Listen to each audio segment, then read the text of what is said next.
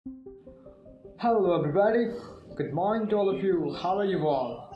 I hope that you are all well. Today, I'm here. This is Dal Mandal, and welcome to my new channel, Toya's Learn. So, today, I'm sharing a new experience of article.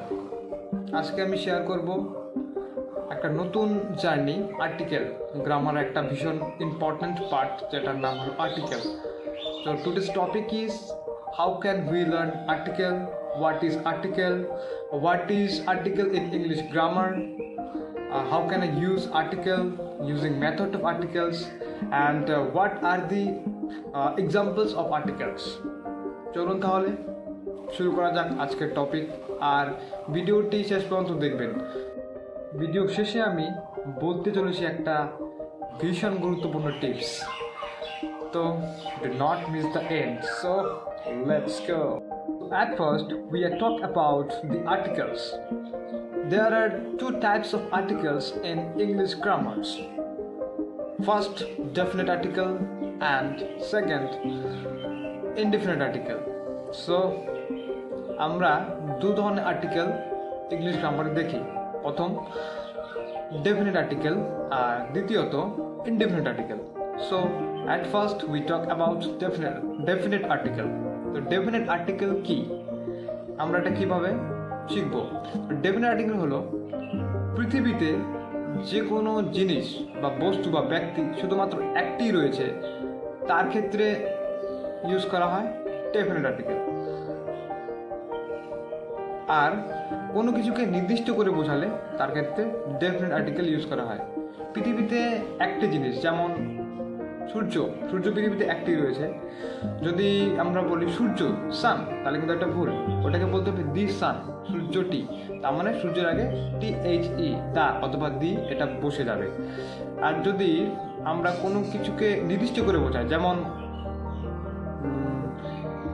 Pen মানে কলম এটা যদি নির্দিষ্ট করে বলি যে the pen তার মানে কলমটি যখন এটাকে নির্দিষ্ট করে বোঝানো হচ্ছে তখন এই যে পেনটা এখানে যে এর আগে যে দি লাগানো হচ্ছে THD বা দা কেউ ওটাকে দা উচ্চারণ করে কেউ ওটাকে দি উচ্চারণ করে তো এটাই হলো ডেফিনিট আর্টিকেল আর এর এক্সাম্পল হলো দি THD দি আর THD দা এটাই হলো ডেফিনিট আর্টিকেল এক্সাম্পল যদি আমরা বলি যে সূর্য পূর্ব দিকে ওঠে এটা ইংলিশে বললে কি হবে sun rises in the east no sun rises in the east এটা হবে না এটা এখানে হবে the sun rises in the east সূর্য পূর্ব দিকে ওঠে তো এখানে যে THD ইউজ করা হলো সূর্যকে বোঝানো হচ্ছে একদিকে সূর্যকে বোঝানো হচ্ছে সূর্যটি পূর্ব দিকে ওঠে তার মানে THD ডেফিনিট আর্টিকেল ইউজ হচ্ছে আবার অন্যদিকে the sun rises in the east কোন দিকে ওঠে পূর্ব দিকে নির্দিষ্ট করে বোঝা যাচ্ছে না সূর্য পূর্ব দিকেই ওঠে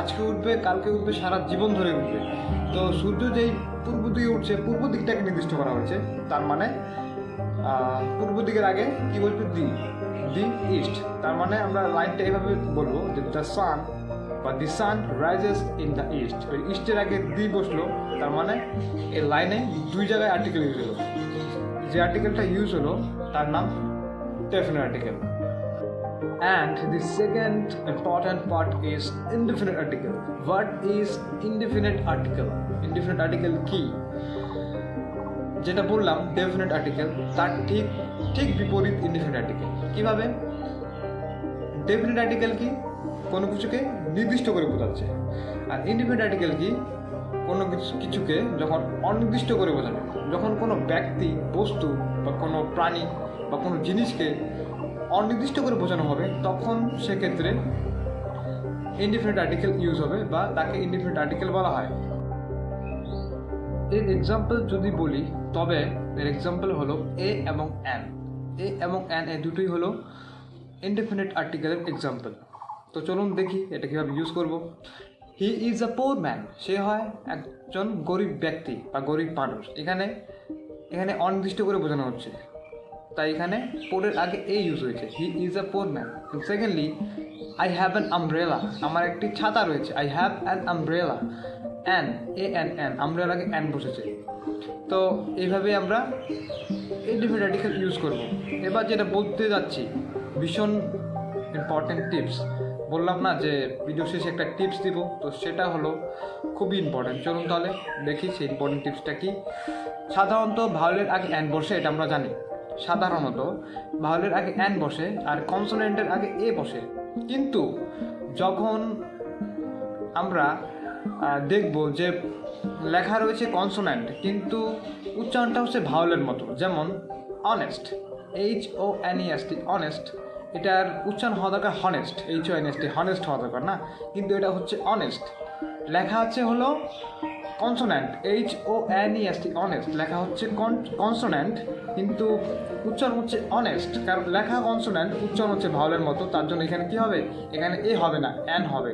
এটাই ছিল সবথেকে গুরুত্বপূর্ণ টিপস। যদি ভাওয়েলের আগে যদি ভাওয়েল থাকে তাহলে ভাওয়েলের আগে অ্যান বসবে, স্বাভাবিক। আর যদি ওয়ার্ডটা ভাওয়েল না হয় কনসোনেন্ট থাকে কিন্তু উচ্চারণ ভাওয়েলের মতো হয়, তবে তার ক্ষেত্রে অ্যান হয়, এ হবে না। ঠিক আছে? তো এতক্ষণ ধরে আমাদের ভিডিওতে থাকার জন্য সবাইকে অসংখ্য ধন্যবাদ। সবাইকে ভালো থাকবেন, সবাই খুব সুস্থ থাকবেন। Take care and thanks for watching this video. Thank you so much. দেখা হচ্ছে পরের ভিডিওতে। সবাই ততক্ষণ ভালো থাকবেন। So tata.